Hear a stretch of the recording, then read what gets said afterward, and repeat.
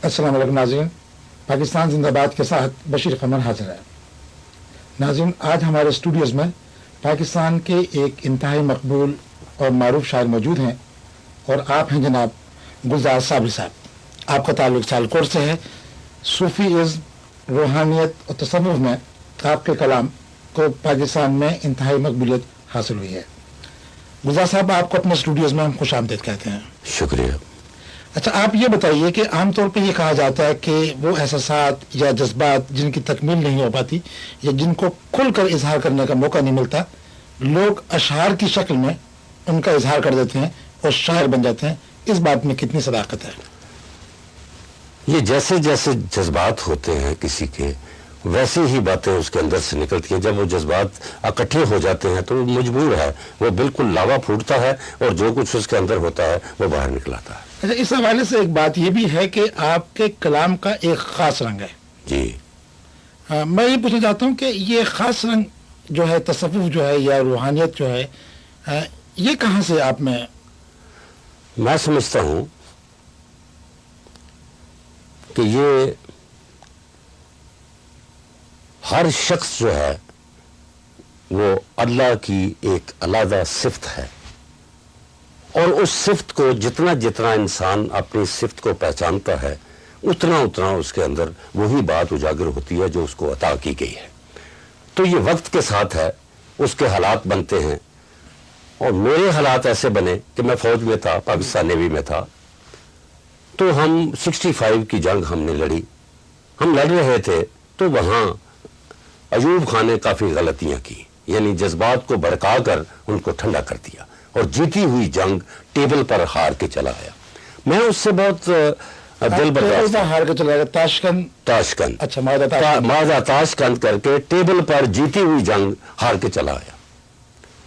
मैं इससे बहुत सख्त दिल बर्दाश्त हुआ और मैंने सोचना शुरू कर दिया कि ये क्या हो रहा है। हमने फौज इसलिए नहीं ज्वाइन की कि इनकी बातें माने, इसलिए किया कि हम जहाद करें, लेकिन वो जहाद का जज्बा इसने बिल्कुल बर्बाद कर दिया। और मैंने वो सोचना शुरू किया और पूरी रात सोचता रहा। मैं पूरी रात सोया नहीं।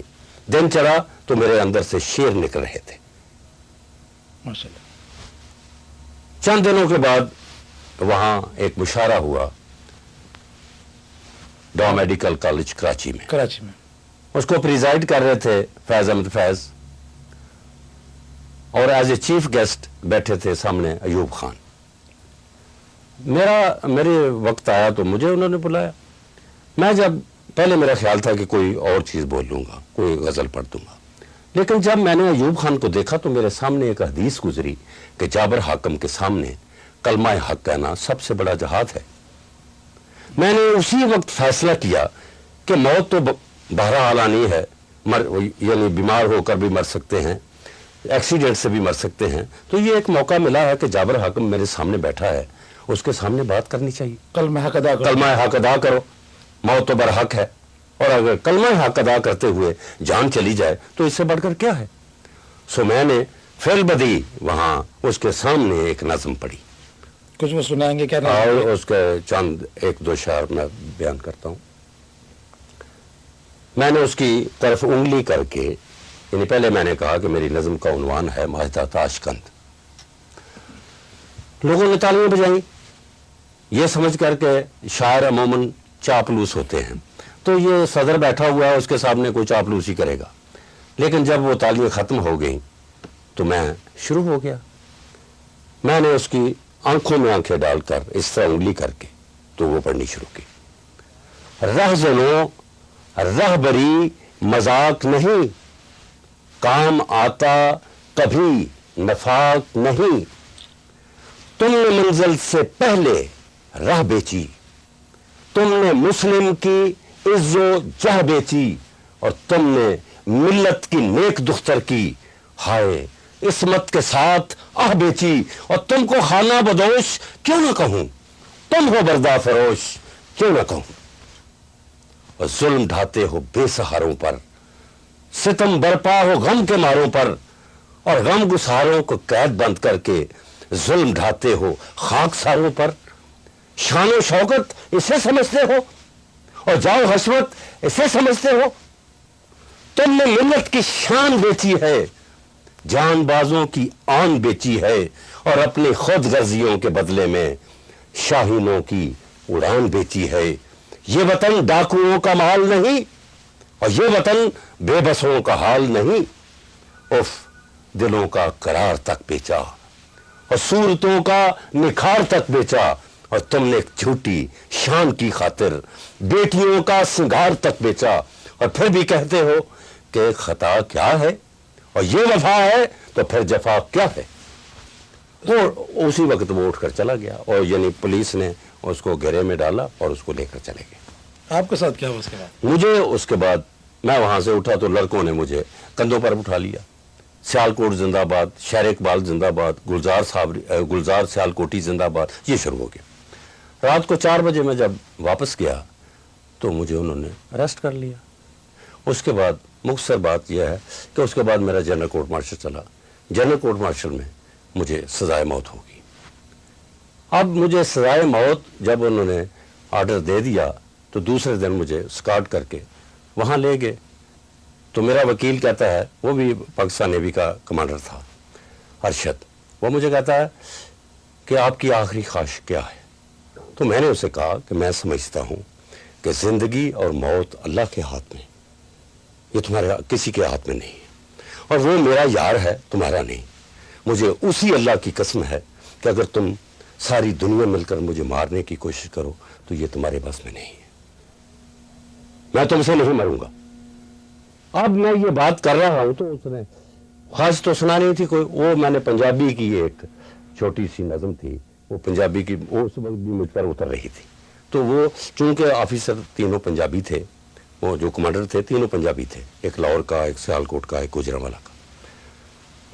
تو میں نے انہیں کہا کہ میں پنجابی میں کچھ اتر رہا ہے، اس وقت اردو میں اتر رہا تھا، وہ میں نے ایوب خان کو، آپ پنجابی میں، چونکہ آپ پنجابی ہیں، پنجابی میں اتر رہا، تو ان کو میں نے وہ پنجابی کی ایک نظم کے چاند اشار وہ آخری خواہش کے طور پر لکھا دیے۔ کیا تو کچھ یاد ہے؟ ہاں، پنجابی کی وہ نظم تھی، مختصر سے۔ ہاں، کڈ سکو تے کڈو جہان وچوں، سکھ چین تواڈا گوا جاਂਗਾ، اے ਭਾਵੇਂ ਕੁਝ ਨਾ ਜ਼ਾਲਮੋ ਰਵੇ ਮੇਰਾ, ਲੂੰਬਾ ਤੁਹਾਡੇ ਵੀ ਮਹਿਲਾਂ ਨੂੰ ਲਾ ਜਾਂਗਾ।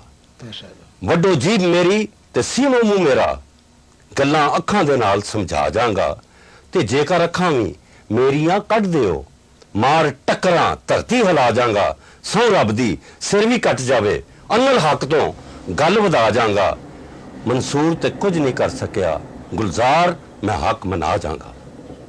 جب میں نے یہ بات ختم کی ہے تو ٹیلی فون آنے شروع ہو گئے جہازوں سے، وہ آفیسر جو تھے وہ ریٹائرنگ روم میں چلے گئے۔ اب جہازوں سے یہ ٹیلی فون آ رہے ہیں کہ بھائی جہازوں میں لڑکوں نے ہر جگہ پر لکھا ہوا ہے کہ اگر گلزار کو شوٹ کیا گیا تو جہاں جہاں جہاز ہیں ہم ان کو جلا دیں گے، آگ لگا دیں گے۔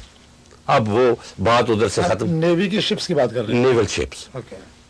اب یہ بات ہوئی، اس کے بعد انہوں نے سی ایم سی سے بات کی، پریزیڈنٹ سے بات کی، یعنی اس وقت کہا کہ کیس ہیلڈ اوور، مجھے پھر پکڑ کر سیل میں لے گئے اور انہوں نے بات کرنی شروع کر دی۔ 5 دن کے بعد فیصلہ کیا، پھر مجھے بلایا اور کہا کہ بھائی تمہاری سزا موت جو ہے وہ عمر قید میں تبدیل کی جاتی ہے۔ پھر مجھے جیل میں بھیج دیا گیا، 1 مہینہ میں کراچی جیل میں رہا۔ اس کے بعد انہوں نے، کیونکہ میرا ایریا تھا پنجاب، تو پنجاب میں ملتان جیل میں مجھے انہوں نے بھیج دیا۔ وہاں جا کر میں نے شروع کیا اللہ سے جھگڑنا یا باتیں کرنی، جنون کی ایک کیفیت تھی۔ پھر آپ رہا کیسے ہوئے؟ رہا ایسے ہوا کہ عمر قید کاٹی آپ نے؟ نہیں، عمر قید نہیں، کہ 2 سال کے بعد، 2 سال میں نے کاٹی، لیکن 2 سال کے بعد ایسا ہوا کہ ایوب خان کو اتار دیا گیا۔ ایوب کو تو ہائے ہائے کر کے وہ لوگ خلاف ہو گئے، وہ اتر گیا، یحییٰ خان آیا، اس نے آ کر یہ کیس ختم کر دیا۔ اچھا یہ بتائیے، ابھی تک آپ کے کتنے مجموعے جو ہیں وہ کلام کے مجموعے جو ہیں؟ 3 مجموعے ہیں میرے۔ کیا کیا نام ہے ان کے؟ پہلے تھے آواز حق، اچھا، اس وقت جو کچھ میں نے لکھا وہ سیاست پر تھا، یعنی وہ سارا گورنمنٹ کے خلاف تھا، اچھا وہ آواز حق تھی۔ اس کے بعد ان البحر، یہ آپ کا دوسرا مجموعہ ان اور البحر، اس کے بعد پنجابی میں वक्री दुनिया, तीसरा ये है बकरी दुनिया। ये सब रूहानियत है। इन दोनों में रूहानियत और तसव्वुफ। अच्छा ये बताइए कि रूहानियत और तसव्वुफ में क्या फर्क है? तसव्वुफ आपके ये कलाम में सबसे जी। ज्यादा वो है। तसव्वुफ जो है उसको हम कहते हैं मिस्टिसिज्म, और रूहानियत को कहते हैं स्पिरिचुअलिज्म। इसकी मैंने तहकीक की है कि मिस्टिसिज्म जो है ये पहले नबियों का तरीका था और पहले सूफियों का तरीका था। जो नबी सल्लल्लाहु अलैहि वसल्लम से पहले सूफी थे, सूफी उस वक्त भी थे, जी जी। ये उनका तरीका था। करामात और मौजज़ात, यानी अंबिया मौजज़ात दिखाते थे, यानी वो आकर कहते थे कि भाई हम ये निशानी अल्लाह की तरफ से लेकर आए हैं, ये निशानी अल्लाह की तरफ से लेकर आए हैं और हम उसके नबी हैं। इसका एक नुकसान, ये कंप्लीशन नहीं थी। इसका नुकसान ये था कि किसी को तकलीफ है, वो गया है, उसका काम हो गया, क्योंकि एक के पास मौजज़ा है या उसका अल्लाह के साथ ताल्लुक है, उसने मेहनत की है और वो उसकी दुआ करते, वो काम हो जाता। इसका नुकसान ये था कि वो जब उनका काम हो जाता है तो उनको किरदार अदा करने की क्या जरूरत है, नेकी करने की क्या जरूरत है, कि जब वैसे ही जाकर दुआ कराई और उसका काम हो गया, और वो कैरेक्टरलेस हो जाते थे। तसव्वुफ जो है, जो करामात हैं और मौजज़ात हैं, ये इंसान को कैरेक्टरलेस कर देते हैं, और वो खुद अपना किरदार अदा नहीं करता। वो दुआ कराता है और डिपेंड करता है, वो दूसरों पर डिपेंड करता है और दुआ कराता है और अपना काम कर लेता है। लेकिन on the other hand Muhammad रसूलुल्लाह सल्लल्लाहु अलैहि वसल्लम ने जब नबुव्वत या रसालत पेश की है तो उस वक्त मौजज़ा नहीं कोई दिखाया, बल्कि क्या कहा है, क्या लोगों, मैं 40 साल से तुम में हूं, मैंने कभी झूठ तो नहीं बोला? जी नहीं। मैंने कभी किसी की अमानत तो नहीं खाई? जी नहीं। अगर मैं कहूं कि पहाड़ी के पीछे दुश्मन है तो क्या मान लोगे? तो उन्होंने कहा इसलिए मान लेंगे कि आप कह रहे हैं, क्योंकि आपने कभी झूठ नहीं बोला। फिर आपने कहा, कहो ला इलाहा इल्लल्लाह मुहम्मद रसूलुल्लाह, मुझे नबी मान लो, मैं रसूल हूं अल्लाह का। अब आगे क्या हुआ ये सारी दुनिया जानती तो आप ये कहना चाहते हैं कि रूहानियत जो है वो अल्लाह ताला से रिश्ता जोड़ देती है? बेशक। रूहानियत जो रसूलुल्लाह सल्लल्लाहु अलैहि वसल्लम ने पेश की, उसका मकसद ही ये था कि इंसान का ताल्लुक अल्लाह से जुड़ जाए। उसका सबूत यह है कि पहला कलमा जब नबी के जुबानी सुना तो मान लिया कि इन्होंने कभी झूठ नहीं बोला, लेकिन दूसरा कलमा उस वक्त आया जबकि अल्लाह के साथ कनेक्शन जुड़ गया, और फिर कहा अशहदु ला इलाहा इल्लल्लाह। शहादत जब तक देख ना लिया जाए, फील ना कर लिया जाए किसी को, उसकी शहादत नहीं दी जा सकती। तो रूहानियत जो है वो आपको अल्लाह और रसूल की शहादत दिलाती है, आपका स्पिरिचुअल लिंक उनसे जोड़ देती है, और स्पिरिचुअली आप उनको देख सकते हैं। अच्छा, आपकी शायरी के बारे में आमतौर पे कहा जाता है कि आपने उसमें एक नई रिसर्च की है, एक नई तहकीक की है जी जी। रूहानियत के एतबार से। जी जी। वो आप किस तरह प्रूव करते हैं? मैं समझता हूं कि उससे ताल्लुक जुड़ सकता है। ये तस्वीरों से नहीं जुड़ता, रियासतों से नहीं जुड़ता, नेक होने से नहीं जुड़ता, बल्कि वो तो रब सबका है। उसके लिए एक उस्ताद की जरूरत है जिसका अपना ताल्लुक अल्लाह के साथ हो और वो उसका ताल्लुक जोड़ दे, और जुड़ सकता है। रूहानी तौर पर ये बिल्कुल ताल्लुक जुड़ सकता है। जो जोड़ना चाहे मैं हाजिर हूं, मैं ना हूं, मेरे यहाँ 2 खलीफे हैं, उनसे बात की जा सकती है। ताल्लुक जोड़ना कोई जुर्म नहीं है, ये हम हाजिर हैं। जो हमने तहकीक की है वो प्रैक्टिकली हम करके दिखा सकते हैं। नहीं, लेकिन तो फिर तो आप भी अगर ये कहते हैं कि आपके 2 खलीफा यहाँ मौजूद हैं, तो प्रैक्टिकली तो आप भी वही बात करें जो तसव्वुफ में है कि लोग खुद काम करना छोड़ देते हैं और दूसरों को सहारा लेकर आगे बढ़ने की कोशिश करते हैं। जी, खुद करना चाहिए। मैं दूसरों का सहारा नहीं चाहता, लेकिन मैं इसलिए ये कह रहा हूं कि अगर मैं यहां नहीं हूं तब, अगर मैं यहां हूं, मेरे पास जितनी दुनिया चाहे आए, मुझसे पूछे, मैं आसान तरीके से बता दूंगा, और 5 मिनट में अल्लाह की रहमत से कनेक्शन जुड़ेगा। You will feel it. अच्छा, आमतौर पर यह कहा जाता है कि अल्लाह ताला से ताल्लुक जोड़ने के लिए आपको बहुत सारी हुदूद फलांगनी पड़ती हैं। मैं कहता हूं कि ताल्लुक जोड़ने के लिए किसी हदूद को फलांगने की जरूरत नहीं है। अगर एक आदमी ठीक है, ऑलरेडी ठीक है, तो उसको ताल्लुक तो उसका जुड़ा हुआ है। पहले अल्लाह से ताल्लुक जोड़ ले, फिर आप सीधे सही हो जाएंगे। अच्छा, अदरवाइज आप ठीक नहीं हो सकते। अच्छा, ये बताइए, पुलिस वाला हो, मैं एक बात करूं, एक पुलिस वाला बाहर खड़ा हो, उसको आप देख रहे हैं तो उधर से गाड़ी को गलत रास्ते से नहीं लेकर जाएंगे या उधर खराबी नहीं करेंगे, इसलिए कि वो आपको देख रहा है और आप कह रहे हैं कि ये मुझे पकड़ लेगा, इसलिए आप उधर से नहीं जा रहे या कोई खराबी नहीं कर रहे हैं। क्या वजह है कि हम एक पुलिस वाले से तो डरते हैं, हम अल्लाह से नहीं डरते, जबकि हम कहते हैं कि अल्लाह हमारी शारक के करीब है, नान वकरबा अलैहि मिनल हब्लिल वरीद, यानी हमारे वहमों के भी करीब है, हमारे बहुत करीब है, हमारे इर्द गिर्द है, चारों तरफ मौजूद है। क्या वजह हम उससे नहीं डरते? इसलिए कि उसको हम देख रहे हैं, इसका हम मुशाहदा नहीं कर रहे। अगर इसका मुशाहदा स्पिरिचुअली कर लिया जाए तो मैं समझता हूं कि बुराइयों से आदमी बाज आ जाता है ऑटो। अच्छा, बुराइयों से बाज आने के मुझे बताइए, मैं ज़रा सा गुलजार साहब आपसे ये सवाल करूंगा कि कुरान में बार बार ये हुक्म आया है कि आप नमाज कायम कीजिए और आप नमाज पढ़िए, इससे आपको अल्लाह ताला का रास्ता मिल जाता है, अल्लाह ताला के करीब होने का रास्ता मिल जाता है। अब आप क्या कहते हैं कि ये कौन सा रास्ता है जो आपको इतना करीब कर देता है जो लोगों को नजर नहीं आता? मैं बताता हूँ, मैंने इसकी तहकीक की है। कुरान करीम में 2 किस्म की नमाज है। 2 किस्म की नमाज है। ये जो हम पढ़ते हैं ये कायम करने वाली नमाज नहीं है, ये पढ़ने वाली नमाज है। इसके बारे में आता है कौन सी नमाज जो है? ये जो पढ़ने वाली नमाज है इसके बारे में आता है 2 दफा कुरान पाक में। ये जो सुबह दोपहर शाम, ये जितनी जोहर फजर इशा तक जितनी हम नमाजें पढ़ते हैं ये हम पर फर्ज है, और ये नमाज का मकसद कुछ और है। क्या मकसद है? ये नमाज जो है आपको बुराइयों से बचाती नहीं, बल्कि ये आपको भलाई की तरफ, फलाह की तरफ लेकर जाती है। बुराइयों से बचाने वाली नमाज जो है वो है कायम करने वाली, जिसके मुतालिक 700 मरतबा कुरान पाक में आया है कि कायम करो नमाज। कायम का मतलब है कंटिन्यूसली होती रहे, यानी वो रुके नहीं, उसकी रुकावट कहीं नहीं होनी चाहिए। इसको पंजाबी में दरवेश कहते हैं कि दिल यार वल हाथ कार वल, यानी दिल अल्लाह की तरफ हो और जिस्म जो है वो कामों में लगा हो, लेकिन दिल जो है अंदर से, रूह से आप अल्लाह की तरफ राग़िब हों। ये जो है कंटिन्यूसली करने वाली, ये कायम करनी है, ये कंटिन्यूसली हो जाए। अगर इसको कायम कर लिया जाए तो बिल्कुल अल्लाह और रसूल का मुशाहदा हो सकता है। ये अल्लाह क्या है? अल्लाह नूर समावात वल अर्द। नूर क्या है? लाइट, रोशनी। और लाइट क्या है? Energy, a form of energy. उस एनर्जी को फील किया जा सकता है within you, and I can make it feel if anybody wants to. मैं उसको फील करा सकता हूं 5 मिनट में, 5 सालों में नहीं, 20 सालों में नहीं, 5 मिनट में मैं उस एनर्जी से आपका लिंक जोड़ दूंगा। आपको महसूस होगा कि जैसे आप हैं ऐसे नहीं है, बल्कि इसमें वो एनर्जी आप फील करेंगे।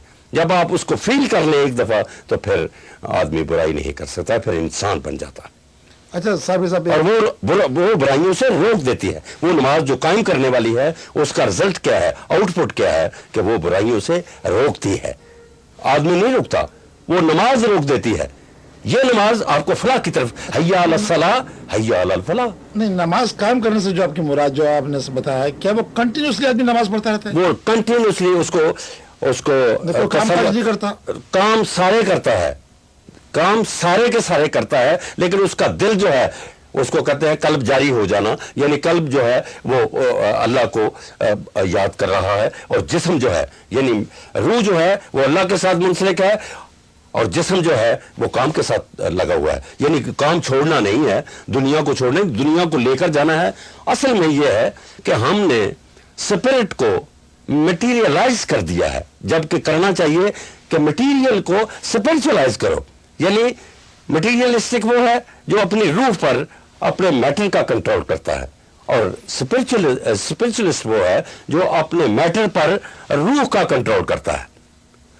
और रूह का अगर कंट्रोल हो तो ये मैटर छोड़ने की जरूरत नहीं है, मैटर को कंट्रोल करें और ये दुनिया को साथ लेकर चले। नबी सल्लल्लाहु अलैहि वसल्लम ने दुनिया में रहने का बेहतरीन तरीका बताया है। दुनिया छोड़नी नहीं है, ये तो राहब छोड़ते हैं, हिंदू छोड़ते हैं, ईसाई छोड़ते हैं, यहूदी छोड़ते हैं, लेकिन इस्लाम ने यह दिया है तरीका कि आप दुनिया में रहें लेकिन आपका ध्यान अल्लाह की तरफ हो। आप जो भी कदम उठाएं आपको पता हो कि मुझे देख रहा है वो। अगर ये पता हो कि अल्लाह मुझे देख रहा है तो आप जो कुछ भी करेंगे वो बेहतरीन करेंगे, लोगों से अच्छा करेंगे। नाज़रीन, आपको जनाब गुलजार साबरी साहब के इन दोनों खुलफा के ये नंबर जो हैं स्क्रीन पर नज़र आ रहे हैं, आप इनसे रब्ता कायम कर सकते हैं اور اس کے علاوہ اگر آپ کو صابری صاحب سے بات کرنی ہو تو آپ سیالکوٹ میں ان سے نمبر لے کر کال کر سکتے ہیں. جناب گلزار صابری صاحب، پاکستان زندہ باد کے ناظرین کو کوئی پیغام دینا چاہیں گے؟ پیغام جو ہے وہ یہی ہے کہ محبت پیدا کرے. ہم سب انسان ہیں، ہمیں انسان بن کر رہنا چاہیے اور محبت سے چلے، اتفاق سے چلیں، ایک ہو کر چلیں. آخری خطبہ ہے آپ صلی اللہ علیہ وسلم کا. جب وہ آخری خطبہ دے رہے ہیں تو آپ فرماتے ہیں اور رحمت اللہ عالمین کہہ رہے ہیں کہ تم سب کے سب ایک ہی آدم کی اولاد ہو اور تم سب کے سب آپس میں بھائی ہو. کالے کو گورے پر اور گورے کو کالے پر کوئی فوقیت حاصل نہیں. عربی کو اجمی پر اور اجمی کو عربی پر کوئی فوقیت حاصل نہیں. اگر فوقیت حاصل ہے تو تقوی کی وجہ سے، اور تقوی یہ ہے کہ محبت کی جائے، اللہ کی باتیں مانی جائیں، اللہ کو یاد رکھا جائے اور اس کی مخلوق سے پیار کیا جائے. اگر آپ کو کریٹر سے پیار ہے تو کریٹر کی کریشن سے بھی تو پیار ہونا چاہیے. اگر میں کریٹر کی کریشن سے پیار نہیں کرتا تو اس کا مطلب ہے میں کریٹر سے پیار نہیں کرتا. بہت بہت شکریہ جناب گلزار صابری صاحب، آپ کا یہاں پہ ہم نے بہت وقت لیا. آپ ہمارے اسٹوڈیوز میں تشریف لائے. پاکستان زندہ باد کے ناظرین کو آپ نے بہت اچھی اچھی باتیں بتائی. ناظرین، یہ تھا ہمارا آج کا پروگرام. اب بشیر قمر کو اجازت دیجیے. خدا حافظ.